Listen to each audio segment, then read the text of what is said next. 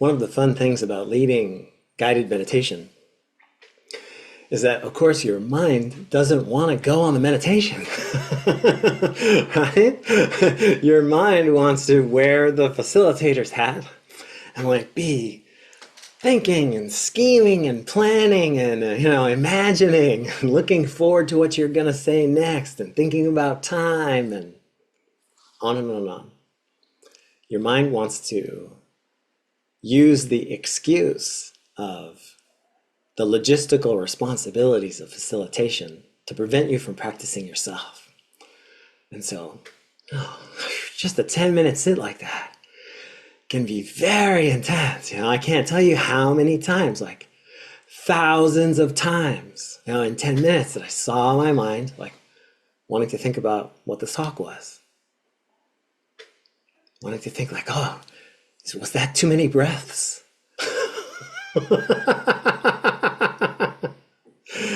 And over again, right? I just had to keep bringing myself, got to. I just got the privilege, right, of being in a gymnasium for the mind. And I got to flex my attention like curling a dumbbell. And then look down and notice, I've become distracted again. The dumbbell's down there.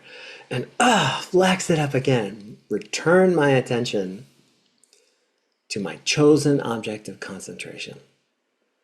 Oh, yeah. I love it. That 10 minutes felt like a long time for me.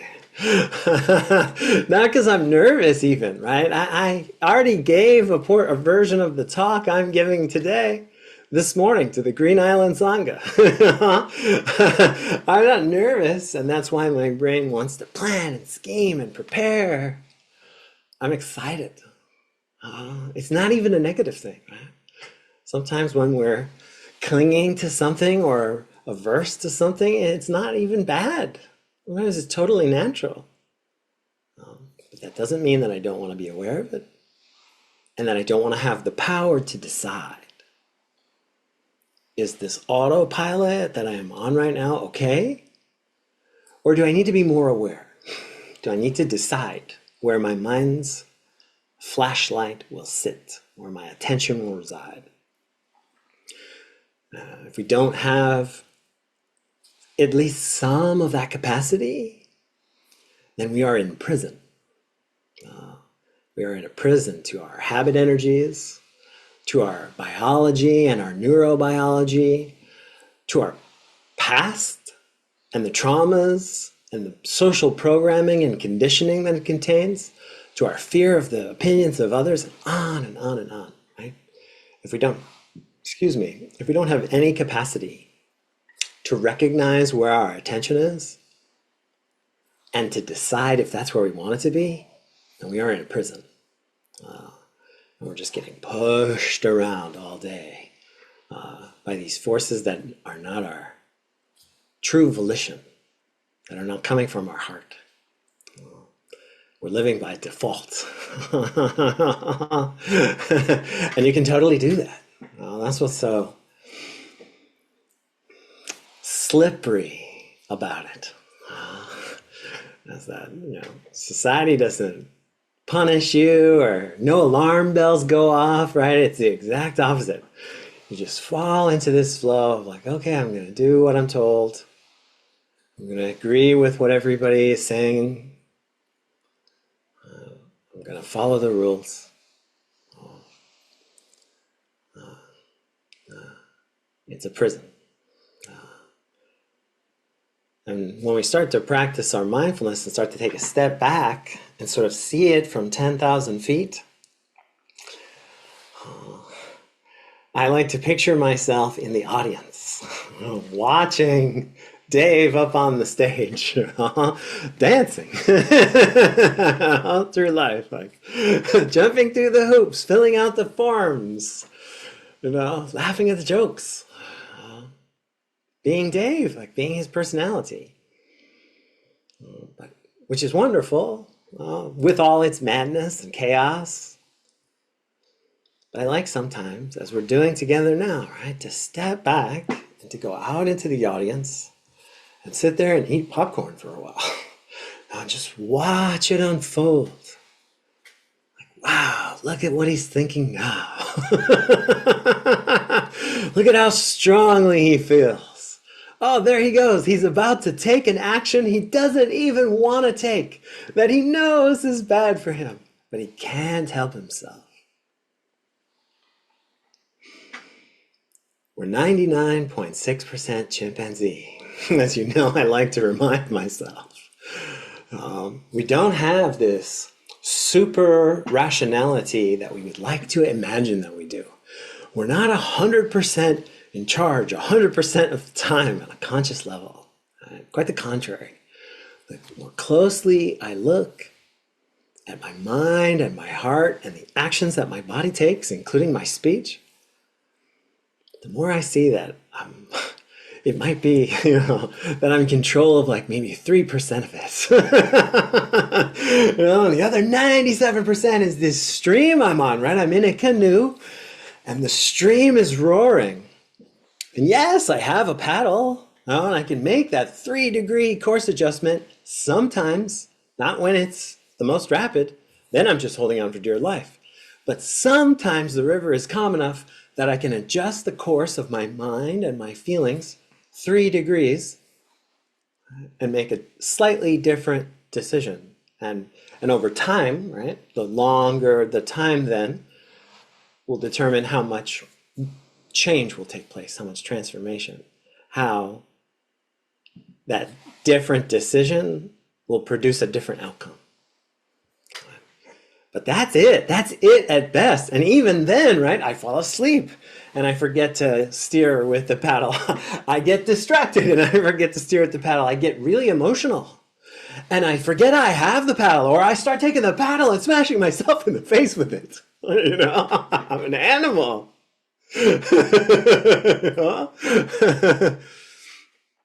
But this reality, this circumstance that we're in, is kind of horrifying, right? When you splay it out like that, like, oh yeah, I'm, much more a chimpanzee than I am Plato. When you lay that out for yourself and you look yourself in the mirror and you accept that, it can be very painful and even disorienting.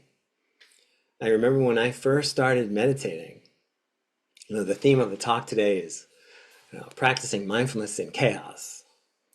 That was the question that the Green Island Sangha asked me to answer this morning. How can we practice in all of this chaos? And as I did with them this morning, I want to start by getting you to look at the chaos inside of yourself. It's a madhouse in here. I'm a very intense person. So from the outside, I think it's a little bit more obvious with me than it is with most people, like how out of control I am. I think the average person is way better at like buttoning it up, on the exterior. I'm not very good at that at all. But I think I'm very, very confident that we are all experiencing some version of this same internal chaos. And accepting that, embracing that, normalizing that is the very first step. It's like, just, this is it. This is it.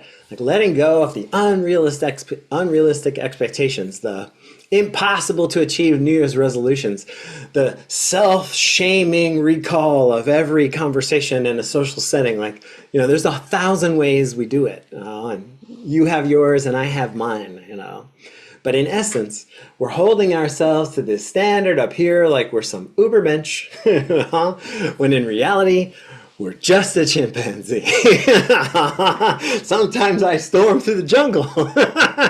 Sometimes I act irrationally, even violently. Mostly in my mind these days, but in here, it's a madhouse. It's a madhouse. And so then, to the extent that I can put in the work, right? Because what I'm describing is not easy. When I first started sitting down and meditating in a sincere way, in a regular fashion, and giving myself that time and that space and that permission to observe my own mind, I was horrified, I didn't have the, neurobiological data that I have now, 25 years later, to tell me that my brain, that all our brains are having 60,000 thoughts a day. I didn't know that. And so when I sat down and got even just a taste of that, of how fast, repetitive, mundane, petty, irrational, immoral, insane, self-contradicting, self-loathing, and on and on and on, all of my thoughts were all day long. Oh, I was horrified. I was worried that what I was practicing was a discovery that I was insane. So maybe you've tasted some version of this, of your own. And let me assure you, that's just totally normal. That's just totally normal. And so then, right, over time, right, we're talking about not days and weeks now, but more in terms of months and years. Right?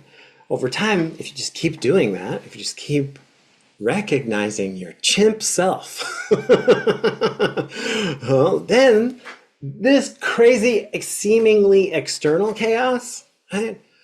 The war, the famine, the genocide, the racism, that on and on and on. It starts to make more sense. It starts to make more sense. Because why would out there be any different than what's in here? Out there is entirely a product of what's in here.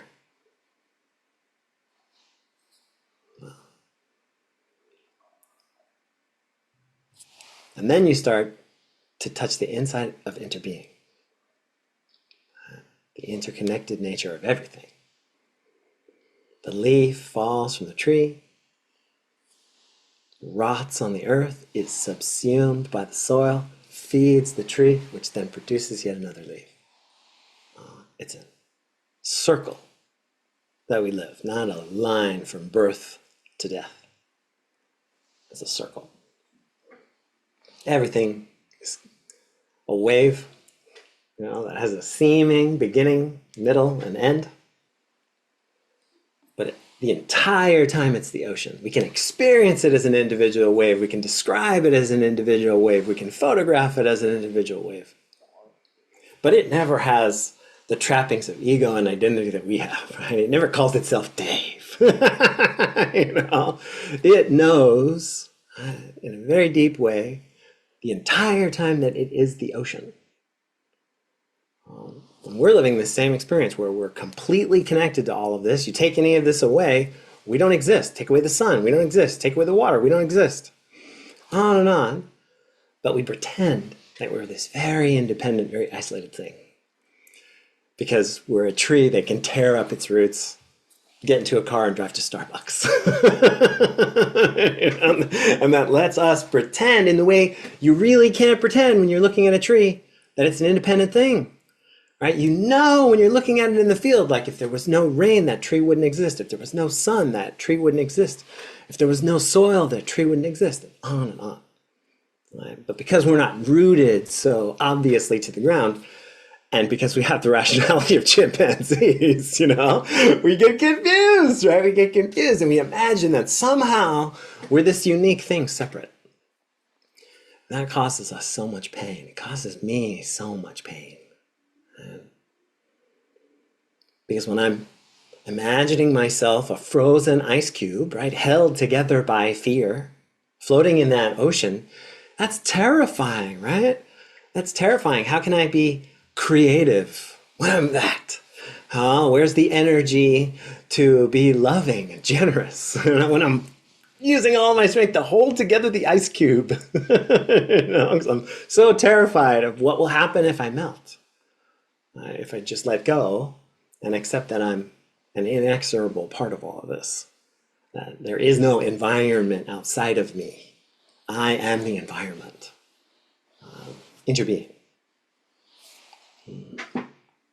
And so for me, I think when I looked at Thay's teachings and when I look at my own practice, when I look at the 5 mindfulness trainings and the 14 mindfulness trainings of the Order of Interbeing, right? trainings by which disciples of Thich Nhat Hanh live. Like when I look at everything Thai has given us, that's what I feel like he's saying. And he said it very poetically, peace in oneself, peace in the world. We won't get anywhere going to the anti-war rally with a sign that says peace and then standing there screaming in anger. And yet, right? This is a very natural thing to do. This is a very natural thing to do because we're chimpanzees with lizard brains that are not entirely capable of rationality all the time. That's not what we are. And so there's this wonderful documentary on Netflix. Many of you have heard me talk about it. It's called Chimp Empire. It's 4 hours of just footage of these 5 chimpanzee tribes living in a jungle in Uganda. The Ngogo jungle, which I just love to say out loud. And one of the things that really strikes me about that documentary and that helps me to understand the tragically, nonsensically violent world that we live in is that that jungle is big enough in size to support all of those chimpanzees. That jungle has enough flora and fauna to feed all of those chimpanzees. There is no lack in that jungle. And yet, by instinct, by merit of their nature, the chimpanzees have carved it up into 5 clearly delineated territories, and everybody knows where the imaginary line is. And if you make the mistake of crossing the line and encountering the enemy chimpanzee, right, the other tribe, they will kill you. It's a fight to the death. Over nothing. Right, over nothing. That's us. We're 99.6% that. And when I accept that, it makes it easier for me to understand. Like when I'm pulling the hair out of my head, being like, how can that country, person, religion, politician, whatever, make that decision? How can that be? I have to remind myself, because we're that. I am that. Not to excuse it, not to say that I'm not going to spend my entire life aspiring to elevate to the top of whatever moral capacity I do contain. Not to say that I'm not going to speak out against those injustices and put the whole of my life energy into improving the world. I'm not talking about surrender or resignation. Don't confuse me. What I'm talking about is acceptance.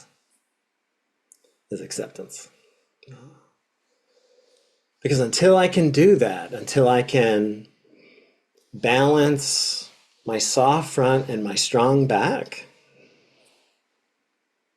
my inclusivity and my equanimity, the 2 English words that define the Sanskrit word upeksha, which is one of the 4 immeasurable minds, one of the 4 legs that make up the table of love in Buddhism. In classical Buddhism, love is defined as having 4 infinities combined. Infinite joy, infinite compassion, infinite kindness, and infinite upeksha, which means, in English, a combination of inclusivity and equanimity to balance it out. A soft front and a strong back. That's acceptance. That's real letting go. That's real balance. That's mindfulness practice. But you see like that in your mind's eye, like picture the inclusive and equanimous you. Like you're not standing on one foot. Right? You're open and trying to help and leading with heart instead of mind. Inclusivity. But you're taking really good care of yourself. Now that equanimity is there. That equanimity is there, which requires a lot of self-awareness. It requires a lot of self-understanding. For me, it's required years of therapy. On and on and on. We're all different, but it's a path. It's a path. And then you start to be able to feel that balance at play inside yourself. Like, oh, is this a moment where I have a habit to be rigid and afraid and to strongly disagree and to distrust? Right? Too much equanimity? Then let me lean into some inclusivity. Let me open up here. Let me ask some questions. Let me seek out somebody who I respect, who has a different opinion than me, and ask them some sincere questions. And deeply listen. And deeply listen. The opposite can happen, right? You can be feeling totally overwhelmed, totally burned out, like, oh my God, I've been waking up every day and reading the news with my first cup of coffee, essentially like punching myself in my neurobiological face, first thing in the morning for 100 days, for 6 months. That happens to me. And then I realized, like, oh, I've leaned too far into my inclusivity. My front has gotten so soft, I'm not taking good enough care of myself. And then I have to lean into my equanimity, to establish some better boundaries and take some days off, diminish the amount of toxic content that I'm taking in. Peace in oneself, peace in the world.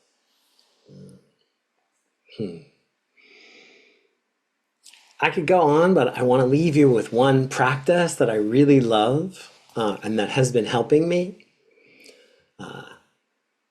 It's a gatha, G-A-T-H-A, which means poem for practice, that was given to us by the lay Dharmacharya, lay Dharma teacher, John Bell out of Boston, one of the senior Dharma teachers in the Plum Village Tradition. Amazing human being and my friend. And John gave us this gift last year in a blog post, where he gave us the poem for practice, "This is my home, these are my people." This is my home, these are my people. Sometimes that's easier to say than others, right? That's really easy for me to say, like when I walk into a yoga studio, because I've been a dedicated yogi for almost 30 years. It's really easy, right? For me to walk into that yoga studio with the incense burning and the hushed tones and to say like, oh, this is my home. These are my people. Right? But it's really hard for me to be like, in my feed, reading about all of the horror in the world and people committing it, real people. It's not falling from the sky.